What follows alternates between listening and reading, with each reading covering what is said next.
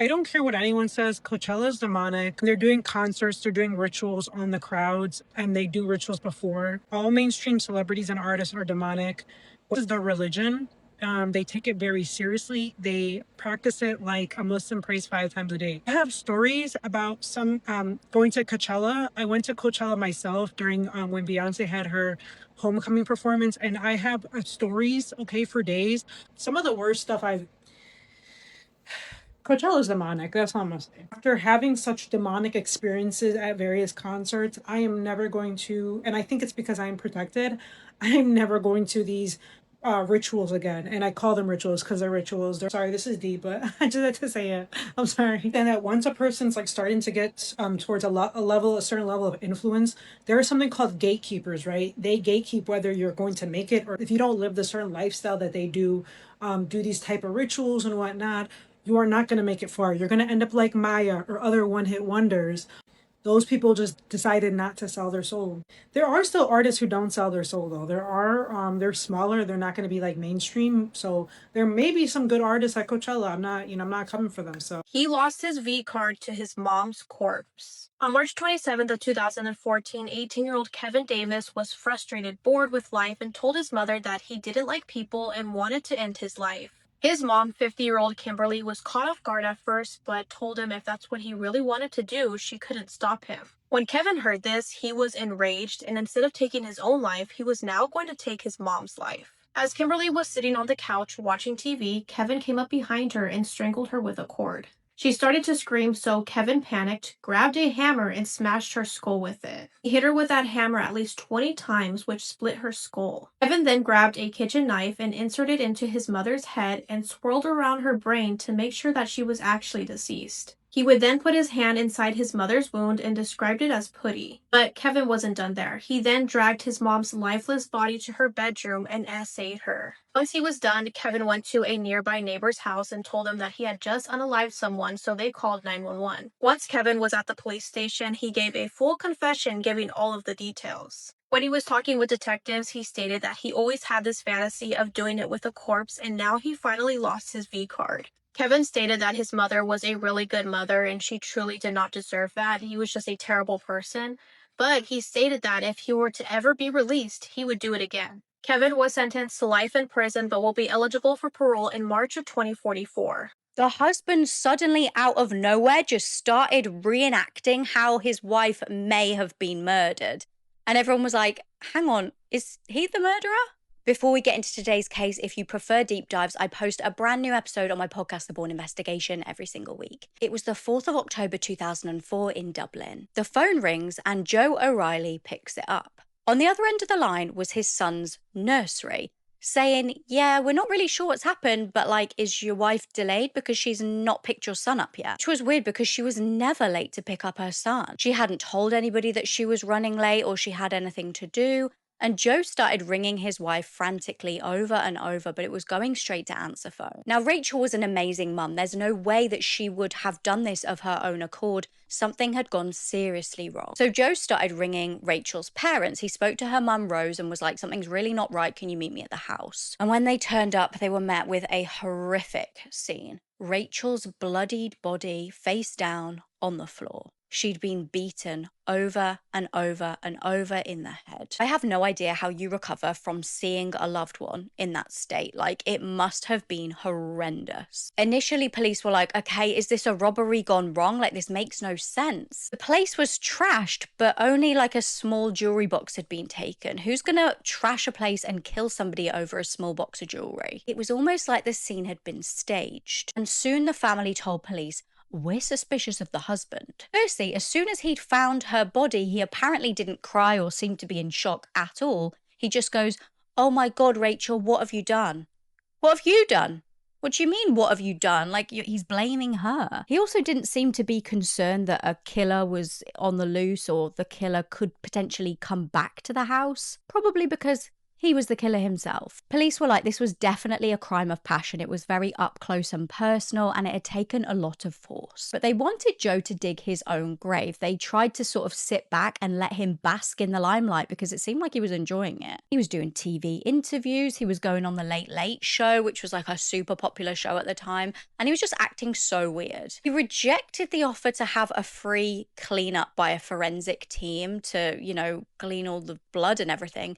He said he wanted to do it himself. What person would want to clean their wife's own murder up themselves? He then invited Rachel's mum and dad over to the house and started getting very carried away talking about the murder. He started to reenact the scene. Like, it was insane. He was going, yeah, he would probably have hit her like this, and he was getting really into the acting and saying, oh yeah, the blood would have sprayed up here. He even said, oh, I imagine the killer could hear her coughing on her own blood. Imagine, yeah? It's honestly like he couldn't help himself. He was getting some kind of sick satisfaction out of this. His phone was eventually seized, and it was revealed that he had hundreds of calls to a female colleague. Now, he claimed, oh yeah, we were having an affair, but it's over now. Well, the woman said different. She was like, no, it definitely wasn't over. Now, even after all of this, the police had to release him because they had not enough evidence to charge him with murder. It took a hell of a long time to eventually collect said evidence, and it even meant exhuming Rachel's body after she was buried. And do you know what they found in her coffin that Joe had popped in there before she was buried? A note, a sealed note saying, "I'm sorry." Investigators were also eventually able to trace Joe's phone and confirm that on the day of the murder, he wasn't where he said he was. He had said that he was at a depot miles away. No, turned out he was at the home at the time of his wife's murder. In 2007, a jury did find him guilty and he was sentenced to life in prison. But sickeningly, since being behind bars, he's had hundreds of love letters from women on the outside. Let's read a scary and true story about the Appalachian Mountains. Hi, my name is Noelle, and I am 16 years old. I live in Virginia, about an hour and a half from the Appalachian Mountains and around 45 minutes from the Blue Ridge Mountains, which are a large portion of the Appalachian Range. When I was around 11 years old, my dad, my oldest sister, we'll call her Kira, my other older sister, my younger brother, and I all went on a camping trip together. I don't remember exactly where we went, but it was somewhere in the Blue Ridge Mountains, which are known for their paranormal stories just as much as the Appalachian Mountains. For some background, I've always been afraid of bears. Going into this trip, I was convinced I was going to be attacked by a wild animal, specifically a bear. I promise this is important. When we arrived, it was around lunchtime. The entire day was normal. Nothing strange happened. It was just me, my family, and the beautiful mountains. Little did I know what was about to happen once we went into our tent for the night. I am a very deep sleeper. I always have been. It's rare for me to sleep lightly, but that night was different. Immediately, I knew something was off. I kept falling into the lightest sleep of my life, waking up every 45 minutes to an hour. After I woke up the third time, which would have made it around 3 a.m., I heard something. There were footsteps outside of our tent. At first, I thought it was a bear, and I froze in fear. I tried to think of any other explanation. Maybe it was my dad getting up to use the bathroom. But when I looked over, he was still asleep on the air mattress. Everyone was inside the tent. The nearest campers were more than a half a mile away, so it couldn't have been someone else walking around. Whatever it was lurking outside of our tent, taking slow, careful steps. The footsteps were heavy, deliberate, and whatever it was smart. It didn't sound like an animal, and it definitely wasn't a human. I couldn't move. I didn't dare to make a sound. That's when I saw it, its shadow against the tent. It was tall and skinny, with long arms and legs. Its eyes were fixed on the tent. It wouldn't let us out of its sight. Somehow, I drifted back to sleep, but not for long. About an hour later, I woke up again and heard it one last time. That means it had been circling our tent for nearly an hour. As soon as I fully woke up, it ran off into the woods. I thought the nightmare was over. I woke up my sister Kira and told her I needed to use the bathroom. We stepped out of the tent and walked along the gravel path toward the restrooms. The campsite had multi-stalled bathrooms scattered around the area, and the one closest to us was about a 5-minute walk up a small hill. The edge of the path ran right across the tree line, close enough that you could reach out and touch the trees. As we were walking, I looked into the woods. Not too close, but not too far away, there it was. A tall, skinny figure, grayish in color, glowing eyes staring into me like knives. It watched us, and it walked with us. It didn't come any closer, but it moved alongside us, deeper into the woods, keeping pace. I couldn't take my eyes off of it. When we finally reached the bathrooms, I felt a small sense of relief. On the way back to the tent, I refused to look into the woods. I didn't know if it was still there, and I didn't want to find out. The next morning, it started raining. Our tent had a hole in it, so we couldn't stay. We threw it out and left. I truly believe that was God urging us to leave because whatever that thing was, it was after us. And I don't think I would have survived another night. I have never gone back to the mountains since that experience. And I'll end this with a warning to anyone who wants to visit the Appalachian Mountains. Be careful. The mountains are beautiful during the day, but there is something different about them at night. If you decide to stay overnight, please stay safe and follow the rules. Some things in those woods are not to be underestimated. They are smart, and they are watching. I'm very glad you left early because whatever that was definitely watching you, and I don't want to know what it would have done had you guys stayed. But like Noelle said, if you do want to go and visit the mountains, they're beautiful. Just be careful and be mindful and respect the woods. But if you guys have any stories you'd like me to read, please email them to me and I will get to them if I can. And I will see you in the next one.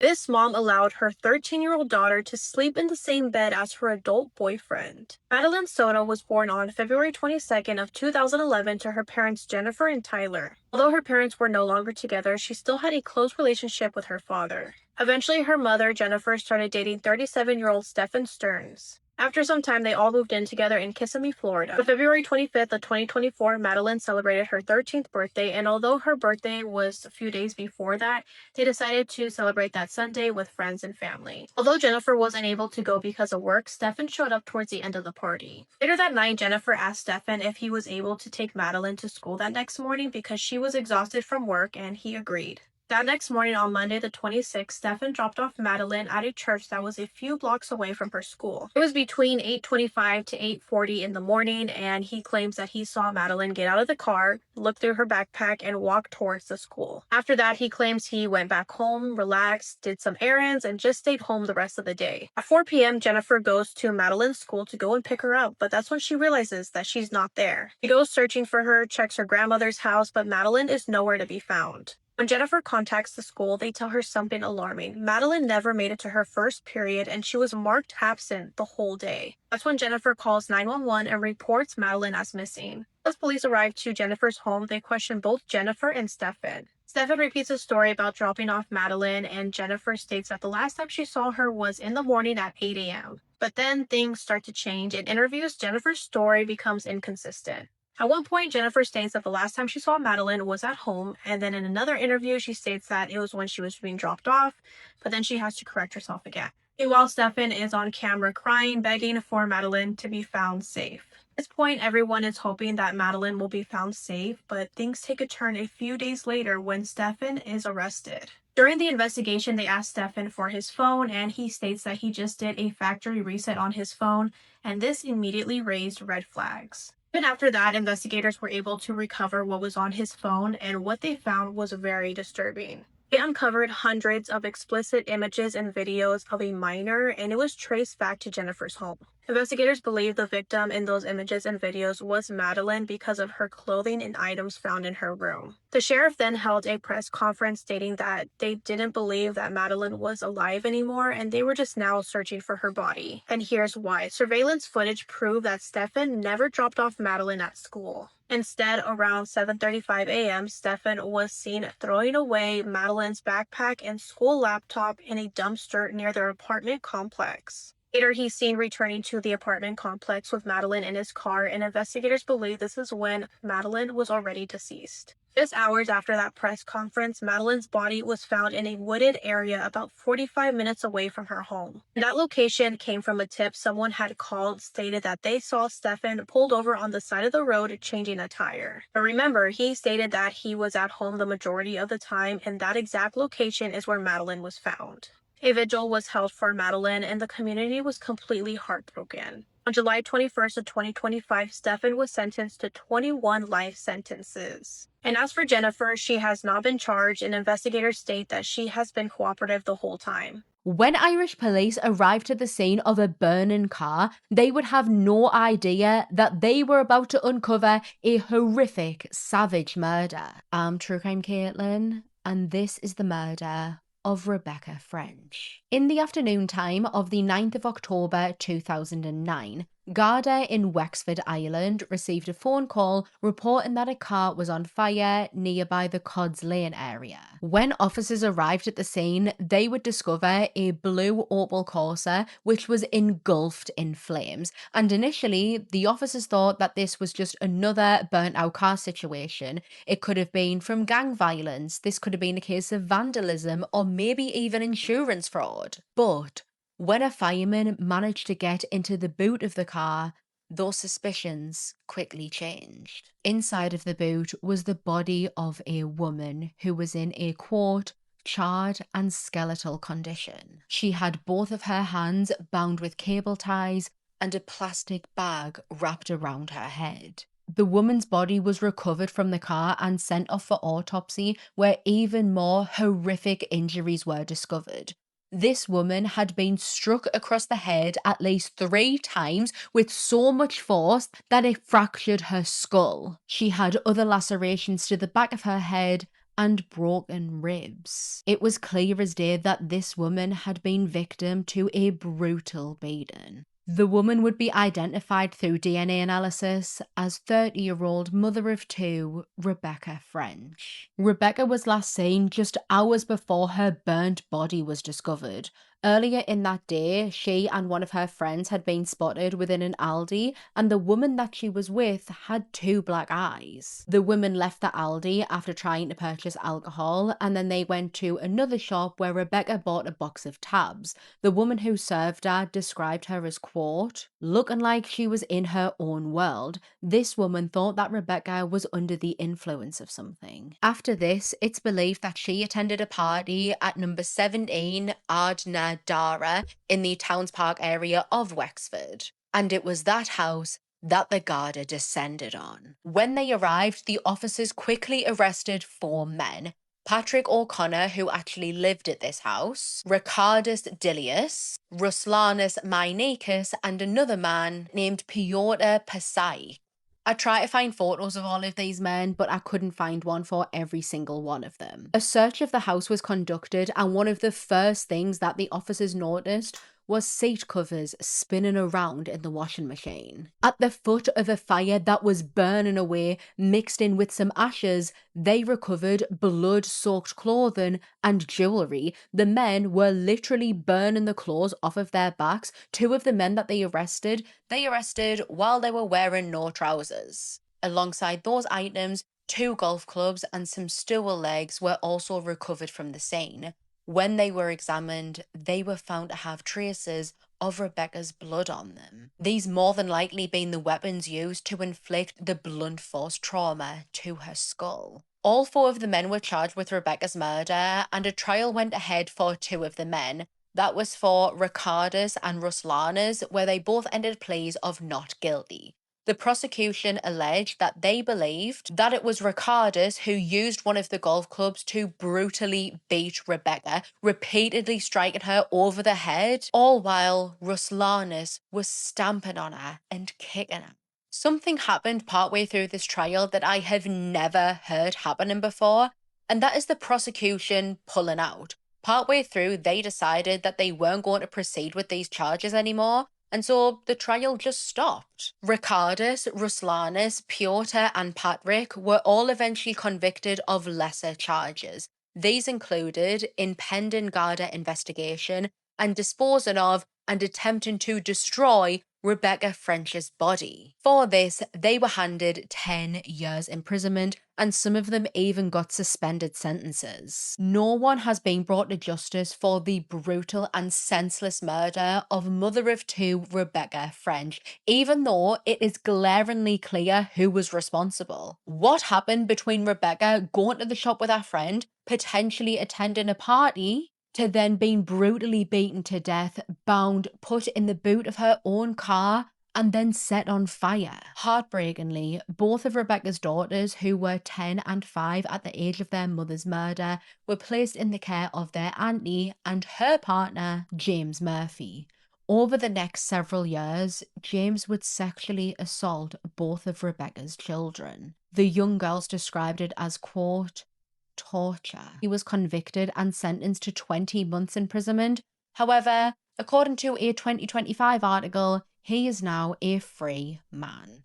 Karina Shuliak, you can run, but you can't hide because my followers will find you and they will send your pictures to me. Shout out to my follower Sonia who emailed me photos of Karina, and then I was able to locate this Instagram page. That right there, that's Karina Shuliak. That's right, the same Karina Shuliak that was seen with Jeffrey Epstein just 2 days before he offed himself. Allegedly. You know, the same Karina who he left $100 million to. His dentistry school he paid for. He even got her own dentist chair in his house. Here is Karina again at her Columbia postdoctoral gala. Confirmed she was attending Columbia University College of Dental Medicine. She always seems to be hiding in the back of each photo. See, there she is again. I can't help but wonder if she just doesn't want to be seen. Because after all, Karina, you were the last person to see Jeffrey Epstein. He also handed to you a majority of his fortune, claimed in his will that he had planned on marrying you and was going to buy you a 33-carat ring. Something tells me you were actually the bond keeper holding the whole plan together, because I think we all know that Jeffrey Epstein didn't really kill himself, did he? So while you were trying to blend right in, you were really playing the part as secret keeper. Detectives described this case as one of the most violent crimes that they had ever investigated, where the victim survived. This young girl was abducted from her own bed in the middle of the night and then left for dead. I'm True Crime Caitlin, and this is the incredible survival story of Jennifer Stewart. In the late hours of the 9th of August 1990, 8-year-old Jennifer was tossing and turning while sleeping in her mum's bed. Jennifer was afraid of the dark and afraid of sleeping alone, and so she would often find herself in bed with her mum, seeking out her comfort. On this evening, Jennifer was particularly unsettled and she kept on accidentally kicking and nudging her mum, who eventually turned around and asked Jennifer if there was any chance she could try and go sleep in her own bed because she had to be up early for work in the morning. And so she did. Jennifer padded to her bedroom where she flicked on a lamp, grabbed a book and snuggled up in bed before drifting off to sleep. The next thing that Jennifer knew, she was being carried away from her ground floor apartment in Dixon, Texas, in the arms of an unfamiliar man. Before she even had time to register what was going on and even taken a breath to try and scream, this man covered her nose and mouth with his hand, shoved her in his car, and then drove off. During the drive, this man tried to reassure Jennifer, telling her, quote, "Everything's going to be okay. I'm an undercover police officer." But in her gut, Jennifer knew that something wasn't right. She would be driven to an overgrown field where this man pulled out a knife and put it to her throat, tauntingly saying to her, quote, "Am I scaring you, little girl? Am I scaring you?" With clear terror written all over Jennifer's face, this man began to strangle her. He strangled Jennifer until she fell unconscious, and she would later remember that he squeezed her neck so hard that she actually thought he was trying to break her neck. When she came to, she was being dragged by her ankles to the middle of this field. The man dropped her legs, dumping her, leaving her there before taking off back to his car and racing away. Confusion fell over Jennifer because she couldn't cry out, she couldn't scream, she couldn't shout for help. Using the ounce of energy that she had left, she raised up her arm to her throat, where she felt blood. The man had R-worded and S-a'd Jennifer before slitting her throat from ear to ear, leaving her body in the middle of this field, lay on an anthill, leaving this 8-year-old girl for dead. Jennifer would be lay there, unable to move, unable to scream or cry out for help for over 12 hours. Morning, when Jennifer's mum did wake up and go and check in on her daughter and found that she wasn't there, she contacted the police to report her missing. Jennifer would be eventually discovered by some children who were out playing in the field. These children were playing tag and one of them had ran and actually tripped over Jennifer's foot. They thought it was one of their friends hiding, but they actually discovered Jennifer. Police quickly arrived and Jennifer would be airlifted to a nearby hospital where she was rushed into emergency surgery for the wound across her neck, and miraculously she survived. Because of the injury, Jennifer couldn't speak, and so when she was being questioned by the police officers and when she was remembering anything, she had to write everything down on notes. And she remembered a lot, She was able to describe this man's car in detail, the color, different dents that was in it, brands of beer and cigarettes that were inside the car. She remembered the man's name, that he was called Dennis, and she remembered his appearance, the details of his face so clearly that together with a sketch artist, they were able to come up with this very detailed photo fit. Know that we've all seen them. Sometimes photo fits can be extremely vague. However, this one is incredibly detailed. And when you see this next to the perpetrator, you will be blown away by how accurate it is. An officer that searched the surrounding area of where Jennifer was found would discover evidence. He came across some clothing that was identified as Jennifer's. This included her t-shirt and some underwear, and then also some men's clothing, again a t-shirt and some underwear. All of this was collected for evidence. However, because it was 1990, there wasn't much that they could do with it DNA wise. Unfortunately, it would take almost 2 decades to catch the monster that did this to Jennifer.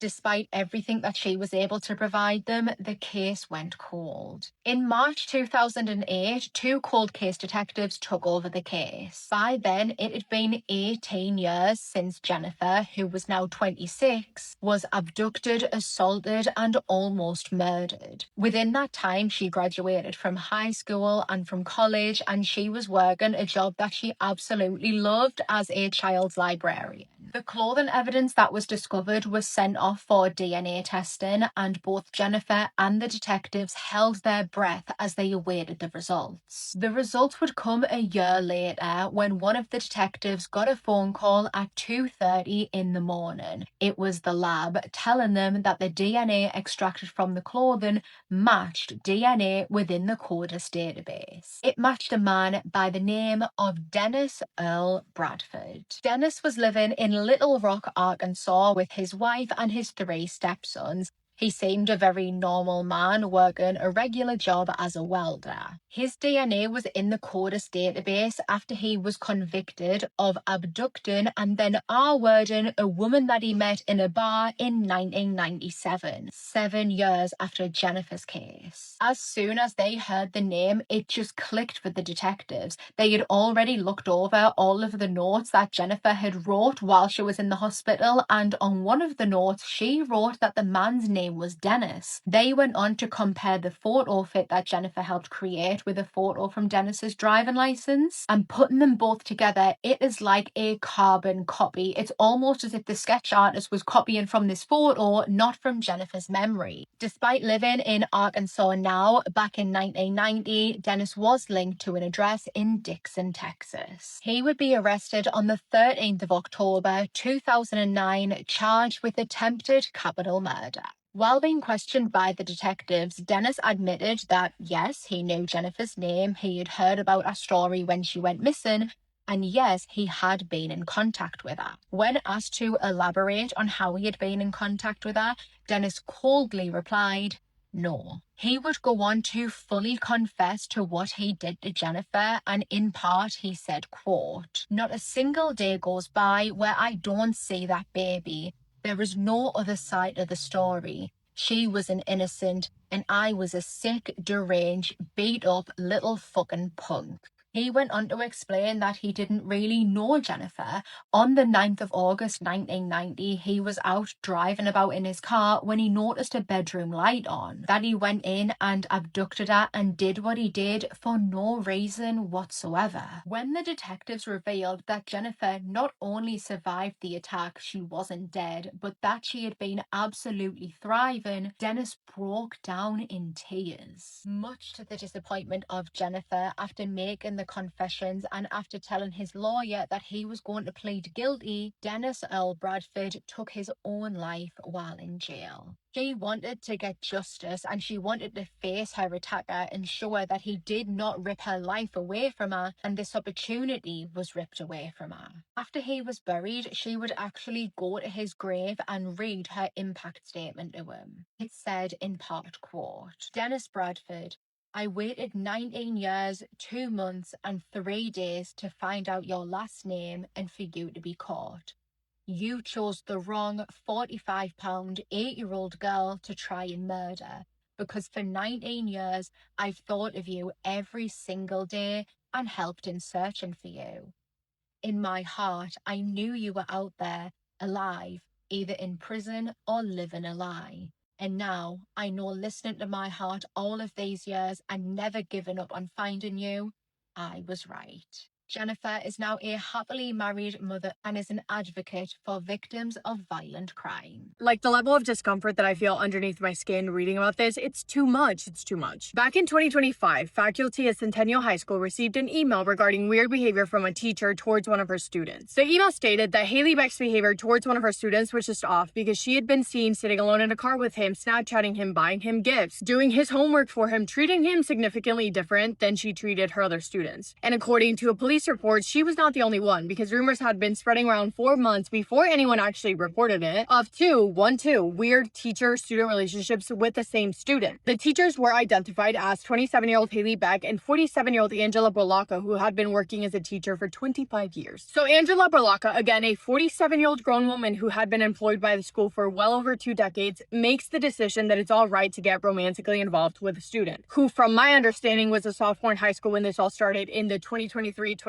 school year. She ends up recording videos of herself showing all of her regions and doing stuff while saying the student's name. A female student that heard about this also said that Angela's reasoning for involving herself with a high school boy was because, quote, her husband did not satisfy her enough. Those videos, I think we can assume she sends to him because they end up on his phone. His grandmother finds them and she calls authorities, which prompts the investigation into Angela. That opens up the floodgates because once authorities begin digging into the accusations against Angela, they speak to the principal, who then tells them, hey, by the way, there's this other teacher, 27-year-old Haley Beck, and I've received multiple complaints against her in the past from students and staff about her behavior towards the same student. Just thought you should know. And just like that, more and more information keeps coming to the surface, revealing that 27-year-old Haley Beck had also been grooming said students since before he turned 18 years old. Haley Beck was his psychology and sociology teacher when all of this began, and the more that they looked into her, the worse that things got. Investigators discovered over 4,000 messages between Haley and the student, all talking about being intimate, keeping it a secret, and even speaking about payments that she had made to him. The bulk of those 4,000 messages took place between June and August of 2025, by which point the student had turned 18 years old. Regardless, a very clear power imbalance was present. So things between Haley and the student reportedly began by giving him special treatment in class, bumping up his grades, improving his attendance record, and doing most of his homework for him.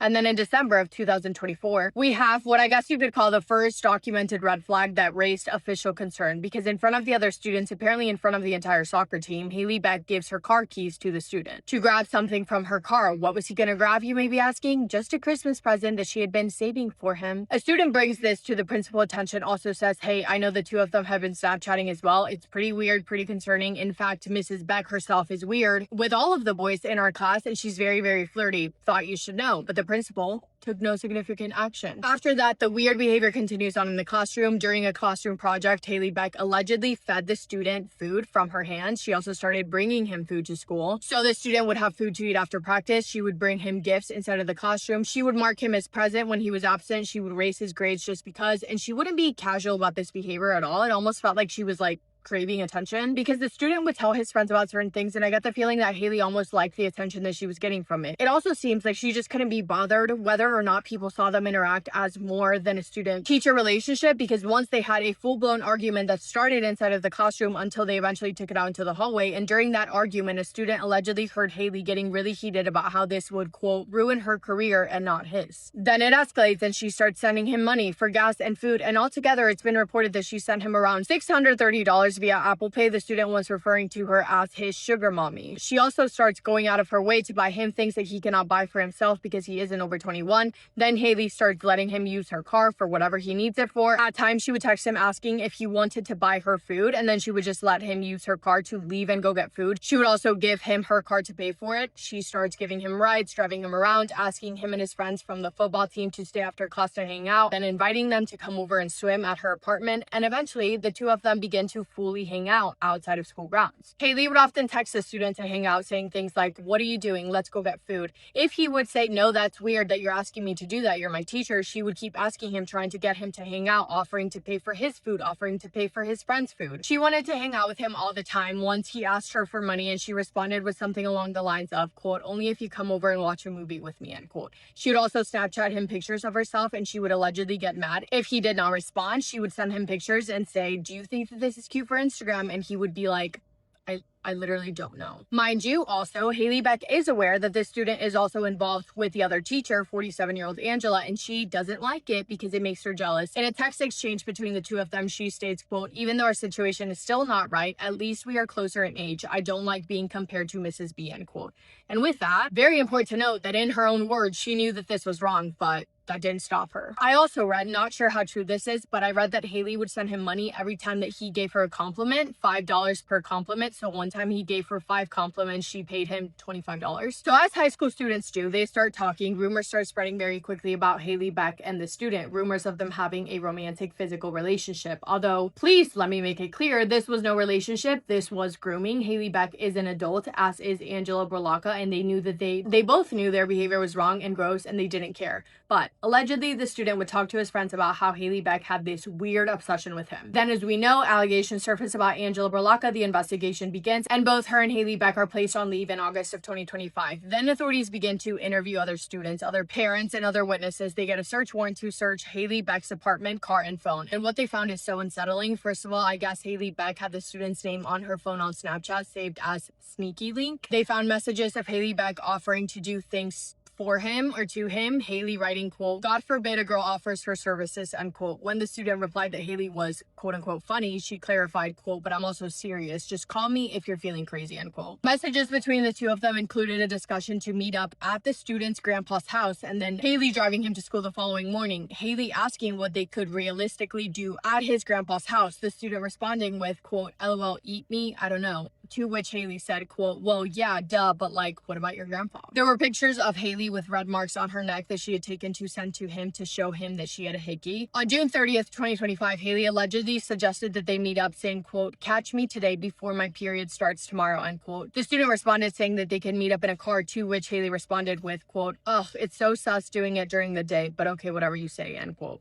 On another occasion, Haley told the student that even though she was on her time of the month, no worries, because she could still use her mouth. Authorities also found handwritten notes, including a love letter of sorts from Haley to the student. In that, she wrote, quote, for this relationship being extremely wrong, I feel like we've really made the most out of it, end quote. She talks about times that he would fall asleep on her couch, times that she would go with him to his tattoos, even if the only reason he wanted her there was to bring him food. She also talked about how she will miss him when he goes to college. She writes, quote, I know there's some random time/days where you decide to hate me, but that's okay because I know at the end of the day we're solid most of the time. Genuinely feel like you're a brother, weird, maybe a cousin or stepbro. Plus, truly never thought I would be in this situation with you, but I'm glad to have someone who I think will be in my life for a while. Even if we don't talk all the time now or even at all when you're in college, I feel like our little bond will always be there, end quote. Another part of it reads, quote, all of our car hangouts were fun too, for eating plus other stuff, lol, or our night adventure in Cali. Like there is truly no other student, I know, so wrong,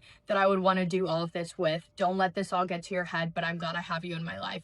Okay, ew, WTF. I mean, you've been to my parents' house, in their closet, insane. I feel like you've opened up to me about a lot of things. I'm glad that I've been able to be someone you can talk to, even though sometimes my advice or input is unsolicited. I'm happy we can talk about things. You know, you can always reach out if you need anything, end quote. Her letter is embarrassing, quite frankly, and it's disturbing. And it's even more ridiculous when you find out that when Haley was confronted about all of this, everything they found in the search warrant, she denied absolutely everything. She was adamant that her student had never been in her apartment and that she had never had a relationship with him outside of a student-teacher relationship. On March 26th of 2026, the school board held a meeting in which every single person on the board voted to terminate Haley Beck, and she was fired. As of mid-April 2026, prosecutors are still reviewing the cases and no arrests have been made. Neither Haley nor Angela have been arrested. Since then, also, text messages between the student and his friends have been released, and what I will say about that is that he does not speak about her kindly. He comments on her looks and her behavior and describes her as weird and fat, and he also didn't hold back when it came to messages between him and her, because he would often call her weird, and he once even said that she was stuck in high school. It also sounds like the student nor his family wanted to cooperate with authorities during the investigation because they don't want anything to interfere with his future or his college athletic scholarship opportunities. I'm not sure if that's changed and they are now cooperating. Don't know.